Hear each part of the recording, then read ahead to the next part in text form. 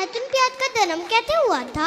समुद्र मंथन हुआ तो समुद्र मंथन में अमृत निकला आखिरी में। उस अमृत के लिए ना लड़ाई होने लग गई। देवता बोले मैं पीऊंगा, राक्षस बोले मैं पीऊंगा। तो उसी छीना झपटी में देवताओं ने अपनी तरफ, दैत्यों ने अपनी तरफ किया तो अमृत की कुछ बूंदें घड़े से निकल करके जमीन पर गिर पड़ी। वो एक राहु नाम का दैत्य था, राक्षस। उस राक्षस ने सूर्य और चंद्रमा के बीच में देवताओं का रूप बनाकर खड़ा हो गया और उस अमृत को पी लिया। तुरंत भगवान ने गर्दन काटी तो उसके मुंह से होता हुआ जो अमृत पेट में जाना था, तो गर्दन कटने के कारण वो जमीन में 2 बूंदें गिर पड़ी। एक बूंद बन गई लहसुन, एक बूंद बन गई प्याज।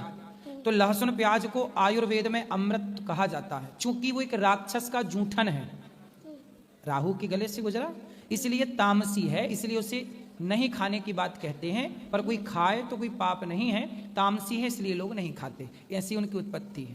और लहसुन प्याज का जन्म कैसे हुआ था? समुद्र मंथन हुआ तो समुद्र मंथन में अमृत निकला आखिरी में। उस अमृत के लिए ना लड़ाई होने लग गई। देवता बोले मैं पीऊंगा, राक्षस बोले मैं पीऊंगा। तो उसी छीना झपटी में देवताओं ने अपनी तरफ, दैत्यों ने अपनी तरफ किया तो अमृत की कुछ बूंदें घड़े से निकल करके जमीन पर गिर पड़ी। वो एक राहु नाम का दैत्य था, राक्षस।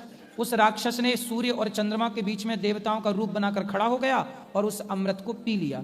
तुरंत भगवान ने गर्दन काटी तो उसके मुंह से होता हुआ जो अमृत पेट में जाना था, तो गर्दन कटने के कारण वो जमीन में 2 बूंदें गिर पड़ी। एक बूंद बन गई लहसुन, एक बूंद बन गई प्याज।